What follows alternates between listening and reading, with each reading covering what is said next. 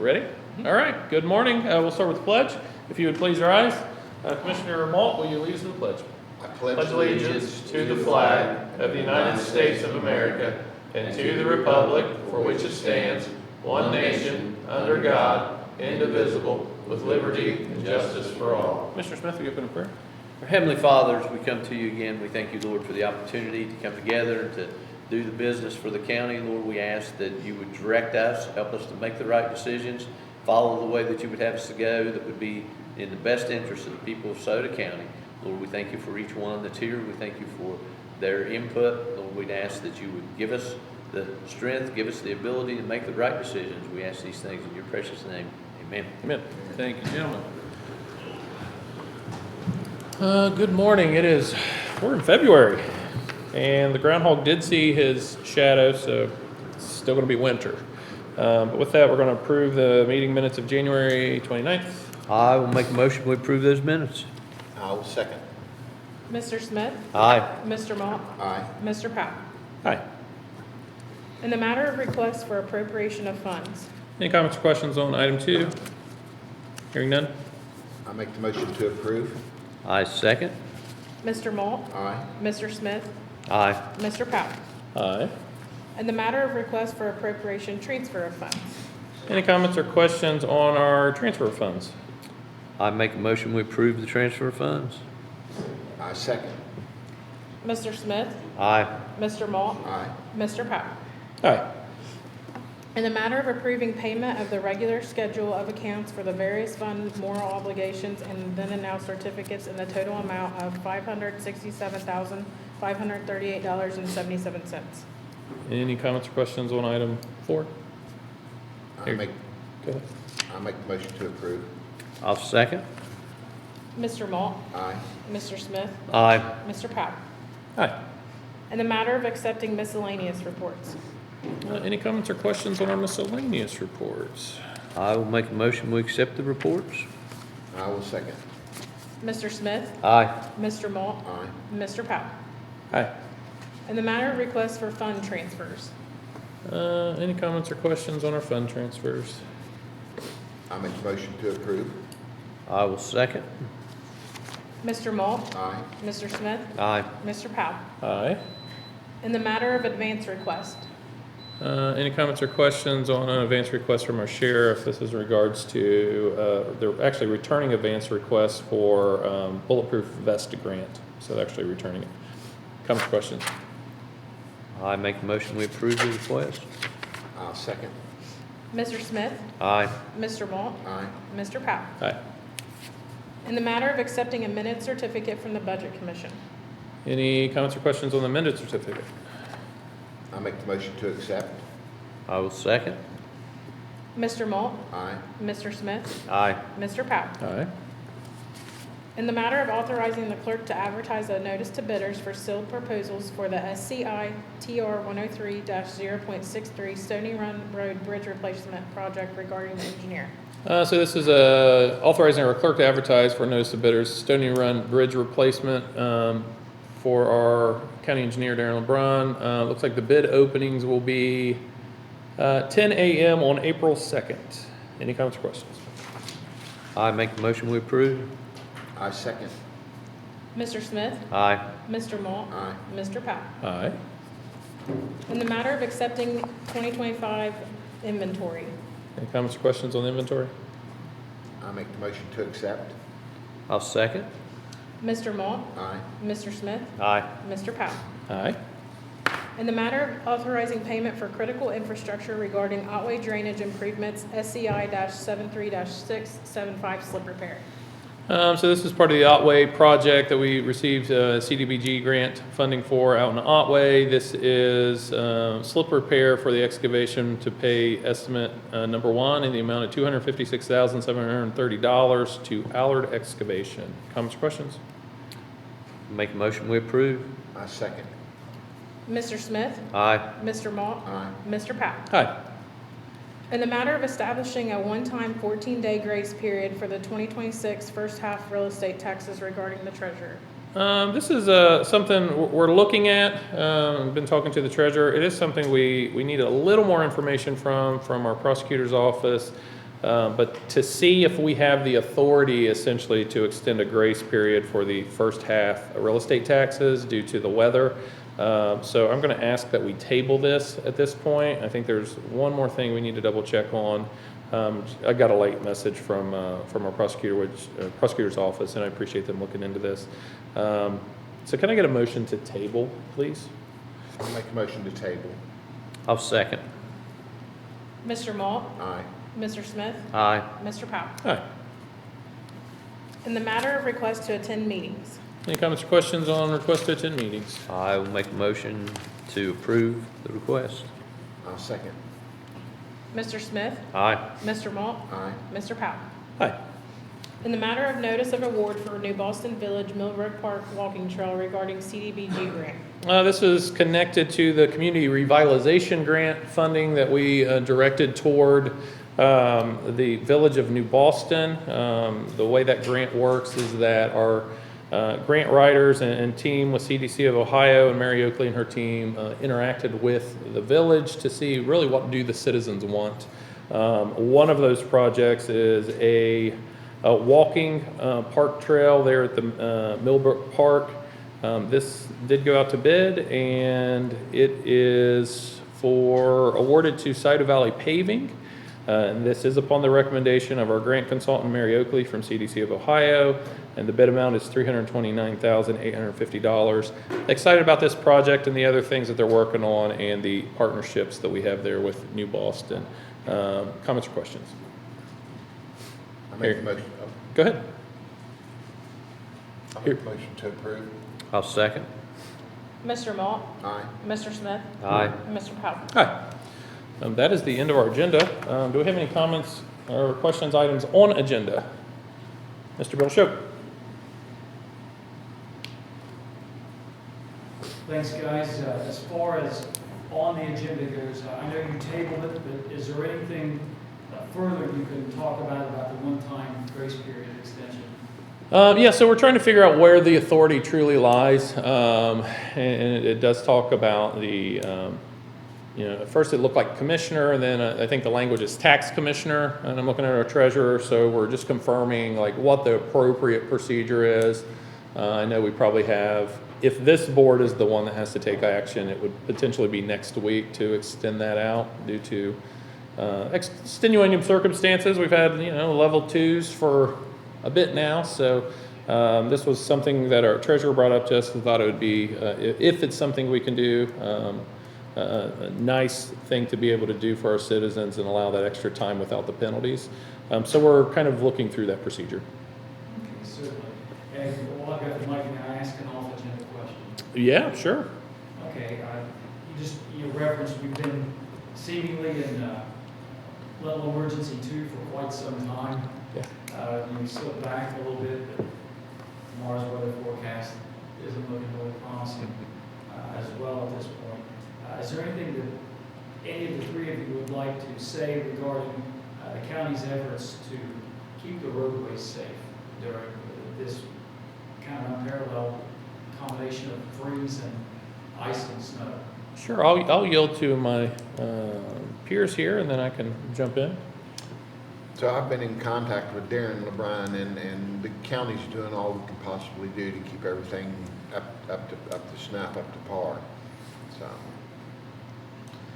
Well, of course, Darren does a wonderful job out there. He works hard at keeping the roads clear, and he also works hard at giving information. I've heard him on the radio with you a few times, giving that information, saying, this is what we've got, this is how we're working, how many trucks we've got out there, what's going on, and Darren does a wonderful job at it. But the first round that we had all the ice on it, that was tough. That was a tough clean, and to get that stuff cleaned up and get it as well as it was by the time the second round came in, I thought they did a wonderful job on that. The second round was not as hard to deal with as far as getting it off the roads. It was just the snow more so than the ice, and I thought the state and the county and the township trustees all did a really good job. I know they were all out working a lot of hours. Want to pat them on the back for that, for the effort that they put in, because You know, it's one of those things where when nobody else wants to be out there, they're out there, they're cleaning the roads, and it's not a safe environment to be out there like that. And having spent time on a fire department and still today, and emergency squad type situation, a lot of times we end up out there helping those guys try, you know, because they may have run a truck in the ditch or done something, and you just can't see where the roads are. And so I'm well pleased with what Darren has done, and you know, sometimes I tell Darren, as bad as I hate to, I got to pat him on the back and say, "Good job, Darren." I think he did a good job, and I think the township trustees and the state. I have to drive those roads coming in. I come all the way in from out South Webster, and so I drive those roads, and I've seen the situations. They did better on it than I did on my driveway. The only thing I'll add, and I appreciate you, I think the critical thing here for our constituents to understand, and Bill, you've heard us say this multiple times, commissioners don't do roads. We're not responsible for roads. I've had a lot of people ask, hey, what are you doing about the roads? You know, we have a system of multiple layers of elected officials that are responsible for your roads. And I think it's critical to understand who is responsible for what roads. So if you live out in a township and it's a township road, by all means, learn who your trustees are. You're voting for them anyway. They are there to serve you. They have meetings. So figure out who your trustees are so you can reach out to those folks. If it's a county road, Engineer Darren LeBrun is an elected official. He does not report to us. So if it's a county road issue, reach out to the county garage, and they do a fantastic job. If it's a state route, that's ODOT, so District 9. And then, of course, if you're on a city road, that is the city manager's office, and call them. We can always relay the information to the appropriate folks, but we have no authority over them. More than happy to be a go-between, but it's easier when the constituents understand who's responsible for what, so you're not feeling like you're being passed around from one office to the next. Now, in that vein, you said that, you know, the commissioners aren't responsible for the roads and things.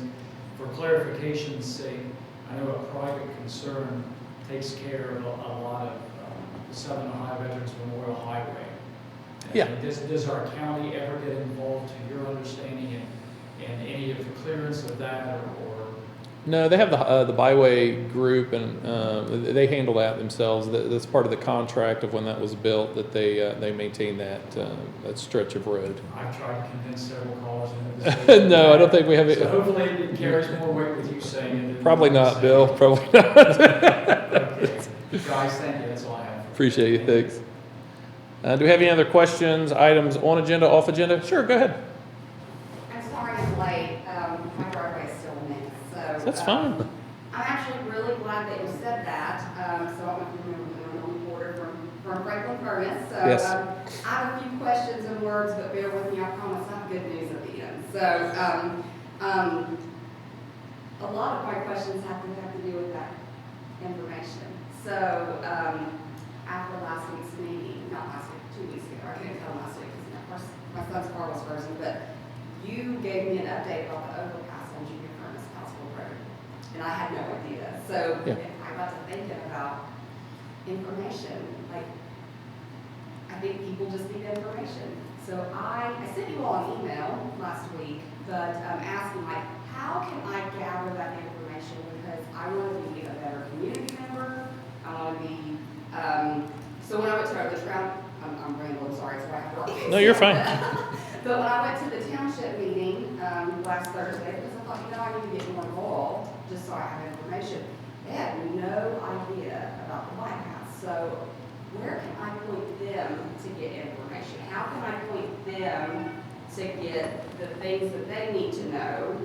Yeah, so you're talking specifically the bridge there? Sure, but I guess, like when you said that was very helpful about the county has nothing to do with the roads. That's really good. I think people need to know that. And Yeah. I want to be informed myself, but I want to give people that information too. So where would a citizen like me find out this information? I know I was here at the bid meeting too. I mean, at the trustees meeting a couple weeks ago, there were bids going on, and I know a lot of local businesses. My husband and I have one. I don't know how to get information about when those things are posted. Where do I go? Do I get a paper? How do I get on these bid lists? Yeah, so bidding specifically, so we always put it out on, specific for the county projects. We put those out in the publications. There's laws associated with the bid process. Sure.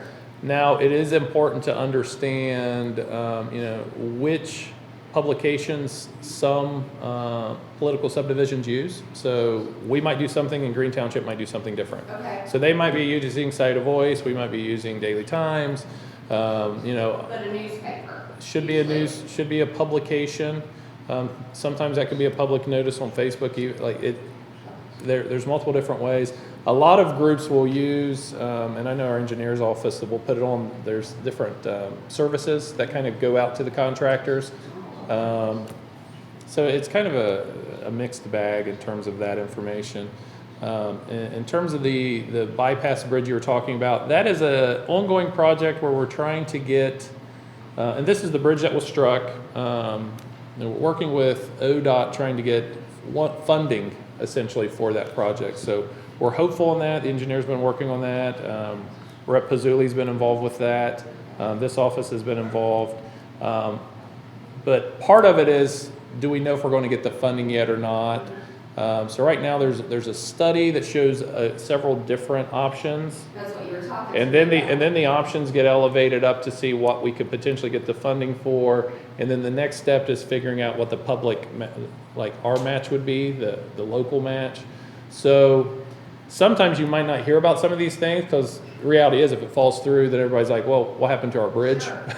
So that one's in flight.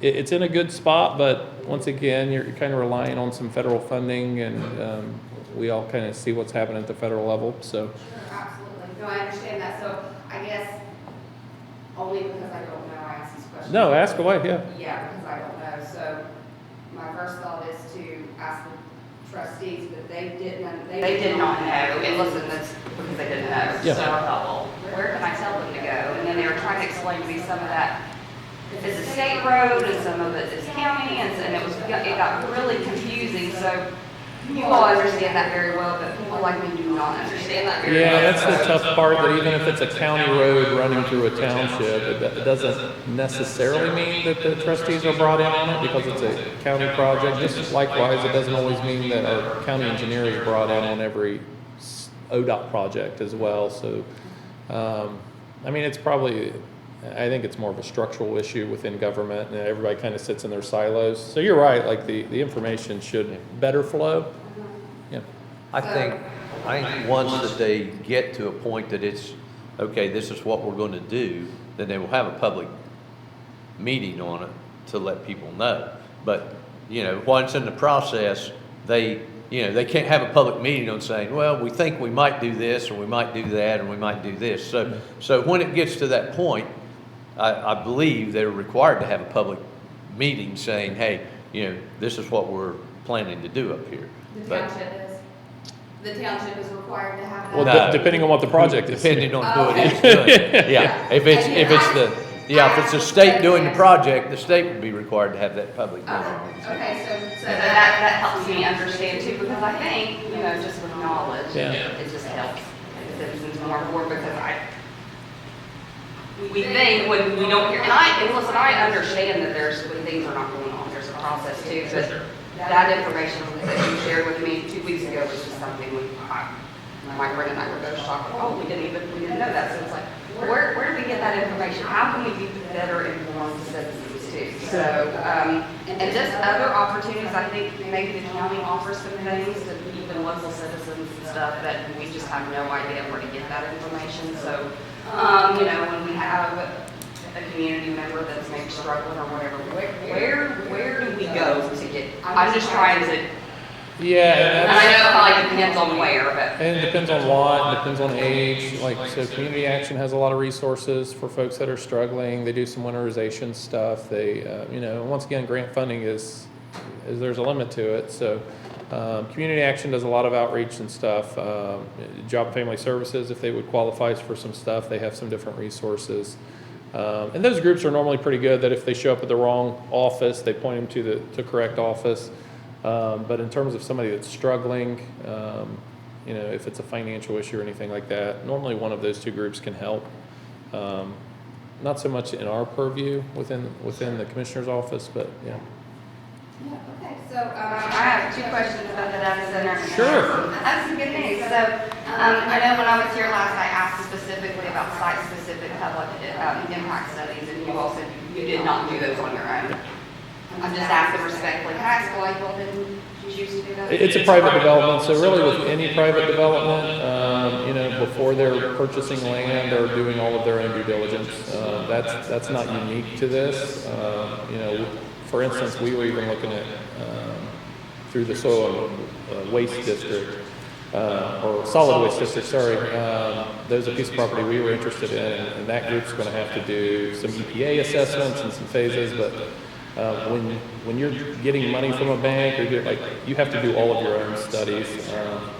So that would be on them. Since it's a private land, private development, they're gonna have to do their due diligence to make sure there's nothing there. And if there is, then the EPA would make them do something. If there's archaeological issues, then there's other groups that they would be responsible to. Have you made the decisions about the pilot money, or when does it even happen in the process? Yeah, I mean, they still have to, so we have not made any decisions on the pilot money at this point. I mean, I would like personally, I think, some community input on that, but, yeah, I mean, I think that's probably a little further down the road. Okay, I just didn't know at what stage of the process that gets decided. Yeah, probably when we start seeing the first check, it's like, oh, if this money's here, we probably should do something with it. I mean, we'll be a little more proactive than that, but, yeah, I mean, it's clearing the first hurdle, and then they still have to go through with their project. Like right now, they know that they can get a pilot there. And I do know that their community relations person is going to be reaching out to folks in the township pretty soon, and was actually asking for different contacts. So I think she'll be reaching out to folks pretty soon. So they're anxious to get there and kind of prove themselves and kind of alleviate some of the misconceptions and concerns. Great. Yeah. And one other thing on the pilot is something that we have kind of talked about, kicked around, is we would like to get that in place sometime so that it gets locked into place. Yeah. Because, by next year, this group could change. I mean, we've got primary elections, we've got elections coming up, some of us could be gone. We would like to get that locked in to where that, at least there's something there saying this is how it's going to be, so that if it does get changed, it would take something more than just saying, hey, we know what you promised those people, but we're not going to do that, Sure. So, I guess going along with that too, and I'm so sorry if I'm taking up so much time. No, you're fine. So what is the process with that? Are there public hearings, or there? No, it'll be at our discretion how we handle that. The last pilot that happened down there was actually spelled out in the CRA agreement. This one, it's just a flat rate, and then we'll figure out the percentages. So it's kind of a project by project. But no, I think we'll be very mindful. Like most of this, the money would be going to these subdivisions anyway, so just making sure it gets to the right places. Yeah. I've been talking, information has really been heavy on my heart. Yeah. I've been asking community leaders and stuff like that about a community outreach person. So their constant answer to me is like, hey, we would love that, but we have no funding to do that, we have no money. How can one go, and I do not want this job myself, but I'm just asking. Are you volunteer? Is this a volunteer?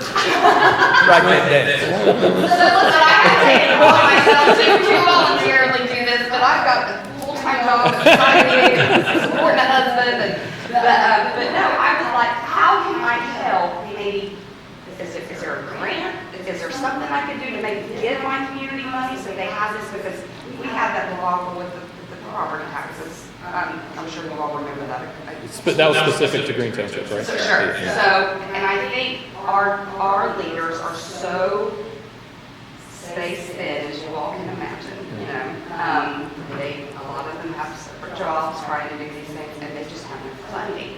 So, in order for them to be able to give information that I think they want us all to have, they would have to do something like they have to give up another, like, specialty, like, not taking care of our kids in the school, or not taking care of our roads in the township.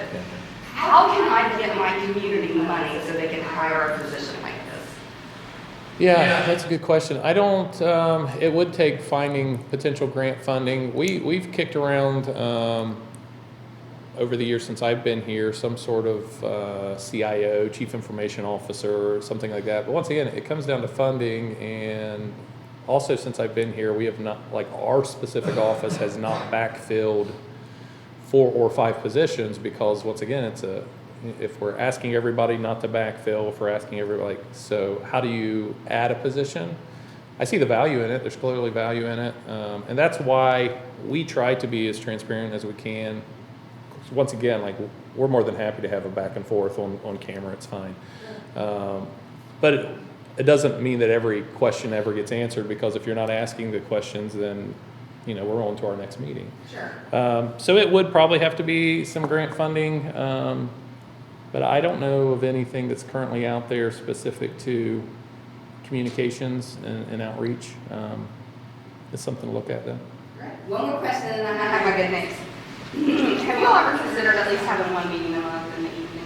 We did that once. So we tried that, and that's since I've been here, not since these gentlemen have been here. If you've noticed today, we got a couple of visitors. Joey's in the building anyway, so I appreciate you, treasurer, but like he's already here, right? Bill's normally consistent. Gary shows up every once in a while, so does Russ. So there's a lot of times during the day that we don't have anybody in front of us, and people say, well, that's because of your time. So we tried, and we advertised it, and we tried first once a quarter, not here, but truly out in the township. So like we were at Valley, we were at Porter Township. The only people that showed up was the people that had to unlock the door. So we've tried the after hours thing. I'm not opposed to it, but it's a question that always gets brought up during the election cycles because it's something easy to hit candidates on. Well, you guys aren't accessible, you're not this, you're not that. But I can tell you in practice when we've done it, no one's truly showed up because quite honestly, most of what we do is pretty standard. We're paying the bills, nothing super exciting. And then every once in a while we have a data center conversation and people show up. And then here you are 3 weeks later and you can see that the room is drastically different. So once again, not opposed to it. We got 2 new commissioners here and we can see what their opinions are on it. But I can tell you we've done it in the past. We've tried it. Because I was genuinely curious, will people show up? They did not. so then we have our staff that we're paying time for. They're like, so that's, yeah. I can't speak to other cities or townships in the county, but I can tell you for Green Township, if you all want to do that, I would be happy to get information out there. I am not a social media user, so it's really hard for me to find this information for my own mental health.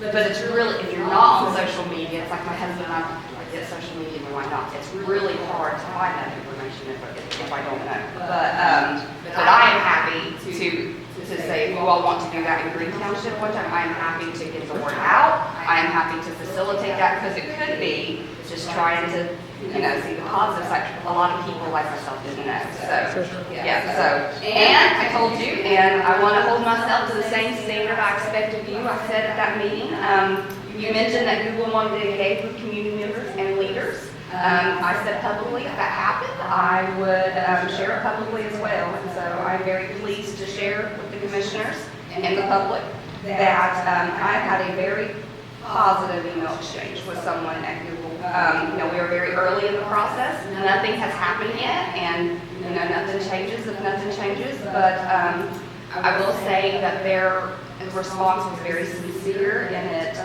addressed specific things that I mentioned in my email. So that email gave me cautious optimism that there is a real opportunity in Franklin Furnace and Green Township if the communication is transparent, if it's validating, and if they really say, if they follow through with what they say about local community engagement, and that's all prioritized Google, which they're telling me that it will be, and yet very early on, so I have no reason to think that it won't, but I am encouraged by their initial response and hopeful if their actions align with their words that this can be different than past experiences, and hopefully very positive, but we will see. So, but I wanted to tell you Appreciate that. that is happening, so thank you. Thanks for your time. Any other questions, items on agenda? Oh, Russ, go ahead. Ross, sorry, not Russ, Ross.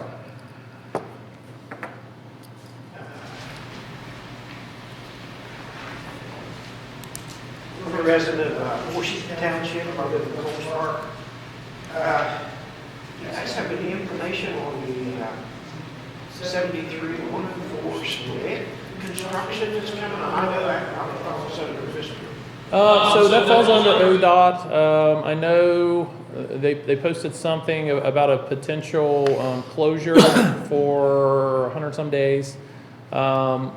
We are loosely engaged, and really the only reason our engagement is because of the Norfolk Southern property, the Rails to Trails project. They are looking to essentially fix that interchange and kind of elevate it out of the floodplain, make it not as sharp. And part of that is they would need to come over onto some of that former Norfolk Southern property, so that's why we're aware of it. And they have a couple different designs, but ODOT is very active and interested in fixing that because, I mean, we know over the years there's been quite a bit of accidents specifically right there at the 73-104. So it's still in the design and development phase. Yeah. So what's the With- timeframe? Time frame, I don't know, you know, but I am also engaged with the Elks out there from another project that I'm working on, and they asked me the same question. And the reason that they asked the same question is because of a couple of the plans that they have, they're going to take part of the Elks golf course, I mean, part of their property there on that corner. And they were asking if I knew anything about it because they had been told that, you know, they were going to do some of this. So you know, I don't know all the specifics about it, but you might talk to some of those people because I think they've seen some of the plans when that they talked to me. I know a lot of people's been talking about it out that area because the state uses state highways for detours. Yeah. And detours are quite long, so a lot of people that's on 73, it's going to be impacted. A lot of people 104, going north and south, east and west in both directions. And they was looking at maybe building in a bypass where a person don't have to drive 30 miles out of the way without taking the back roads, which it affects, it will affect our county roads because a lot of people go to back roads locally. Sure. And, Yeah, I think they're, once again, I think it's still the design phase. One thing that held that project up for a while was the fact that it was railroad property. So since we were able to get that property donated to the county, it kind of opened up the possibility to fix a lot of issues within that area. My neighbors wouldn't have any, but I don't imagine Mr. LeBron would either. If the state's going to do what the state's going to do, regardless of. Yeah, I mean, they're sharing some plans, but in terms of timeframes or anything like that, I don't have anything at this point to share. Or it hasn't been shared with us. One other question, you guys tried this a few years back, and I think you need more starting complaining about it. Okay. Okay. And I don't think they understood what Jim was trying to do a few years back. And that was when he was trying to do a co-op for the electric. Yeah. Get the rates down. And people just, I don't know. I voted for it, I understood what she's trying to do. Now here we are a few years later, and everybody's electric bills is voting through the roof, now we're complaining. So have you considered or thought about possibly Trying it again. So, for those that don't understand what we're talking about energy aggregation. We put it on the ballot twice, actually, and the city of Portsmouth did at the same time. What this would have done was pull everybody's meter usage into almost a bucket, so you get volume pricing from the consultants would be able to go to the energy companies and lock in rates for 3 to 5 years. It did not pass either time. And so I don't know. I don't know if it makes sense to put it on the ballot yet again. The county, we locked our rate in, like we went with aggregation for all of the county-owned properties to kind of lock in rates. But at a county level, genuinely curious if it would pass yet again, because it wasn't close. So I don't know if there's value in trying it again. And we had after evening meetings about it, live streamed it, kind of all the information out there, and it still went down. So Ross, I don't know, in terms of the education piece, people just didn't get it, but I think we tried 2 different election cycles. I don't think they were back to back, but there might have been one and then maybe a primary, then another, but it just didn't take. And people can still go, I mean, they can go to energy providers right now, and there's expensive opt-out fees and things like that if you don't like your provider, but we tried it. And we can always check with Palmer Energy, who's a consultant with CCAO, or County Commissioners Association, to see if we want to try it again. But it's something we could look at. One other question.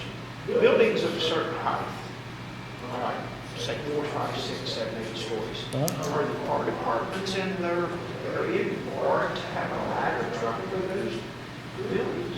Is that I'm looking at the guy on the fire department. I don't know what the requirement is there for fire departments. I couldn't hear completely his question. He said so. Buildings with multiple Yeah. floors, is the fire department required to have a ladder truck to be able to? We've got an insurance man in here that will probably tell you the part of the things, but the big thing that does is your insurance rates. I mean, if you're not necessarily required to have those trucks, but if you have those trucks, then the insurance rate goes down for those buildings and for those people that have it. And of course, that's how the fire departments usually sell their levies and all that, is they say, you get us better equipment, then your insurance rate will go down, because the ISO comes in and rates the district that's covered by that fire department, and your insurance rate is based on what that rating is that you get from them.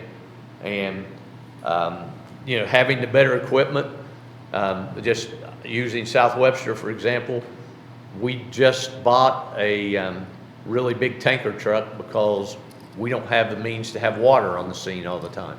Well, by buying that tanker truck and the ability to have 3,000 gallons roll out on the scene right away, then, when they come in and look at that, they say, okay, that makes your insurance rates a little better, because you've got a better chance of getting that fire out without having to run somewhere and get somebody else to come for the water. It's the same thing with the trucks. When you go the higher buildings, yes, to be able to put the fire out in those buildings, in the city of Portsmouth, they have ladder trucks because they've got these high buildings. Porter Township's got a ladder truck because they have those buildings. Rosemount has a ladder truck because they come in and help Portsmouth. You go on out, nobody has a ladder truck because they don't have a building high enough that meets that standard. But the standard is more for the insurance rating than anything else. Can you fight a building without those? Sure, you can. And you can fight that fire in those buildings, but it's a whole lot easier and a whole lot more efficient if you have the truck to do it with, so that makes your insurance rates go down. So that's more what drives it than anything else, is the insurance ratings. I guess one other question. What do you guys, in your opinion, see with the, and I know you still have the power, what do you guys see happening on levies now? I think people are starting to vote against levies, replacements, even if it's a replacement or a renewal or new levies, because you guys understand that most people are targeting the property taxes going out, and they took a hit this year. My township, our hit wasn't as bad as others because we did the sheriff levy down. So that really helped in our township, even though our rates still went up. And Personally, in my opinion, I don't see levies, even renewals, replacements, and a lot of townships are probably gonna get voted out. And Yeah, I mean, I think that's that's the, Ross, that's it's the will of the voters in terms of do they want services for certain things that the levies pay for. I think the last cycle, Treasurer, how many levies passed versus didn't? There was 2 that didn't, and there was probably 14, 15 that did.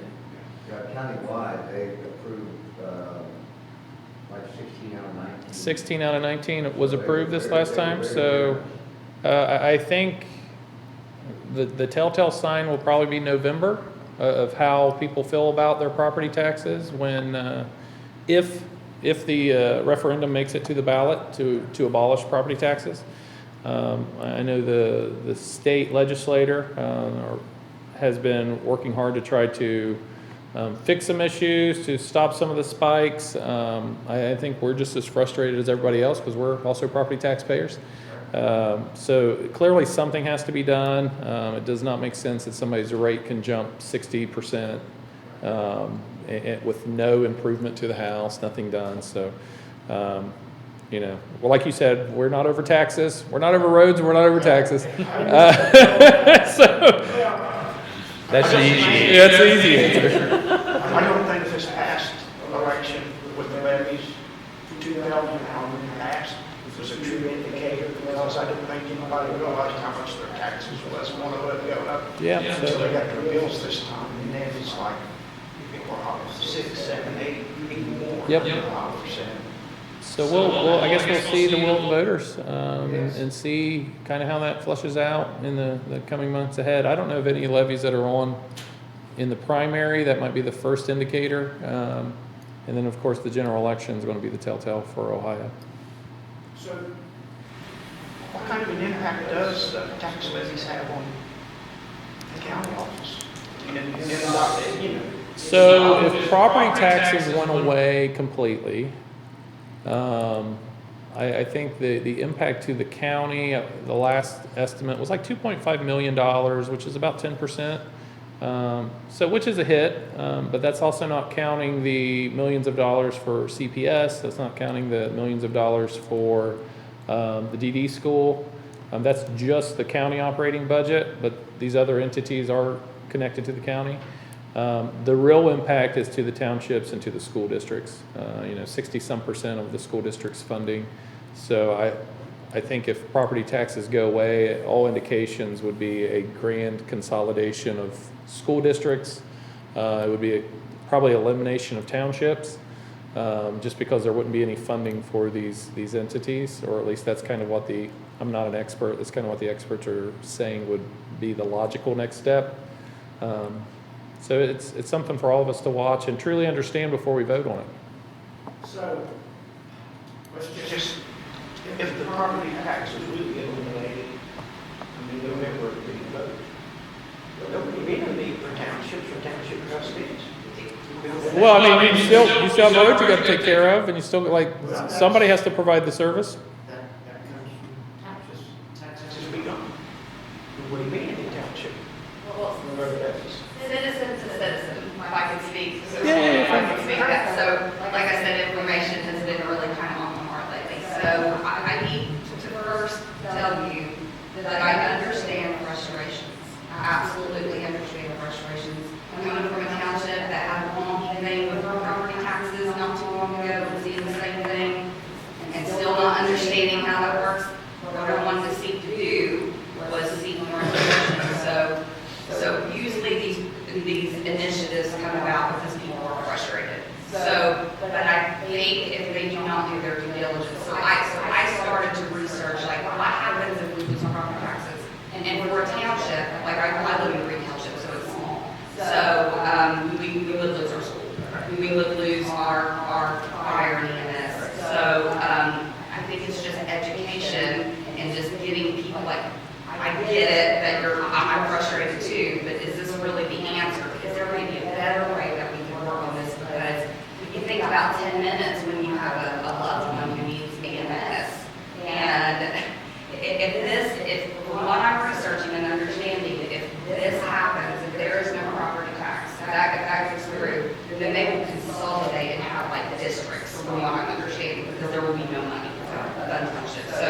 So your local district might be July, and then you're waiting a long time to get the help you desperately need. So it's just, well, I get you're frustrated, and listen, I'm frustrated too, but is this really the answer? Because think about the cost of what you're losing if you vote for something like this. And this is, listen, I've been very vocal about what I've agreed with and what I've not agreed with.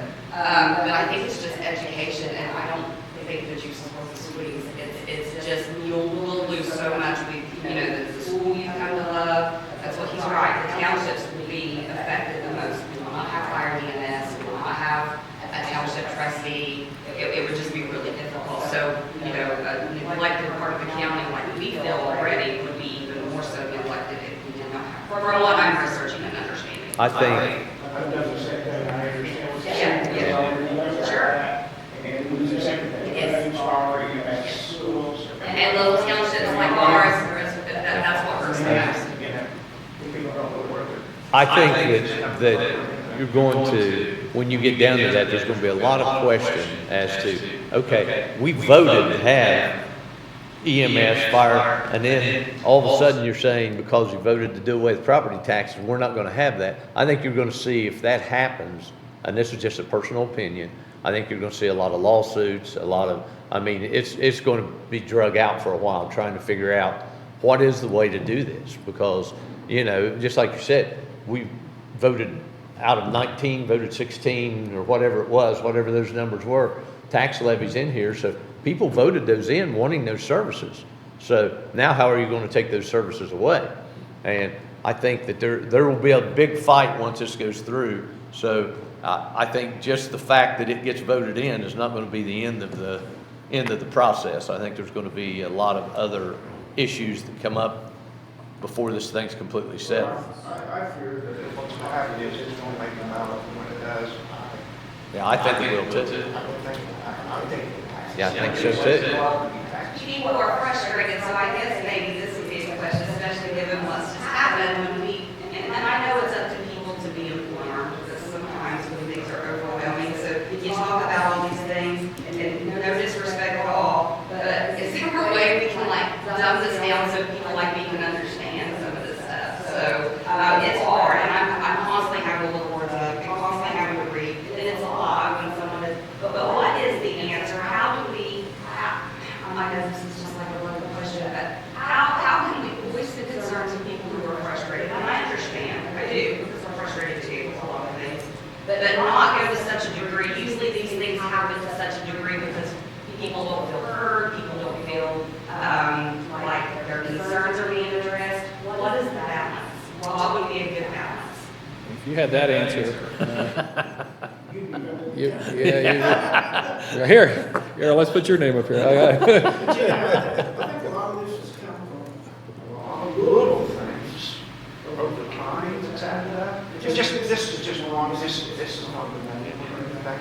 It's just like our state legislators taking $600 million to put in to a private company's football stadium in Cleveland. They're taking $600 million out of the unclaimed funds, which actually is not theirs anyway. But if you're going to take that money and use it, don't help the billionaire, multi-billionaires. That money is going to be used. You should have been looking for ways to help the counties, the schools, which they have not done their work on school funding, actually cut school funding over the years, and they haven't done. And this is where the frustration is. I think that's why if it gets on the ballot, we're in trouble. What you're saying is a lot of common sense, and we don't have a lot of common sense anywhere right now. We don't with the state cap. Well, Ross, we appreciate your questions this morning. Yes, sir. Do we have anything online? All right. Well, with that, I'm going to, Mr. Malt, do you have any closing comments or statements? Yes, Ohio has its own weather predicting groundhog, Buckeye Check. And Buckeye Check predicted that we're going to have a short winter, and I am cheering for Buckeye Check. And I also want to thank Commissioner Merritt Smith for keeping me updated during the winter. and letting me know what's going on with the weather. I really appreciate that. Thanks, Mayor. You didn't know it predicted weather, did you? No, you're right up there with the groundhog. It sounds like it's pretty good. It's pretty good. Commissioner Smith. Once again, I'd like to thank the people that have tried to keep the roads clean and not just the ones that have tried to keep the roads clean, but with all this ice and all the things that have happened, just because I do this as a volunteer, I hear on the radio, because I have a scanner that covers all this, a lot of people have fallen and got hurt during this because of the ice and all that. And I'd like to kind of give a tip of the hat to the people that are out there that go out on those sheets of ice and help those people and get them in and get them taken care of. I actually went on a ambulance run last week where 2 of our people fell while trying to get to the person that had fallen, and they fortunately didn't get hurt, but that's how it was. And so I just want to tip a hat to them and say thank you for all the work you do. And in this county, because of the lack of funds, a lot of that is volunteer, and appreciate those people that volunteer and do those things. Well, I'll tell you, I think Mr. LeBron and his crew have done an excellent job, especially when it first hit. Yeah. My opinion was, our county roads was a lot better than the state, the city, and even a lot of the townships. They've done a very good job. Thank you for your comments, sir. I don't have anything to share today.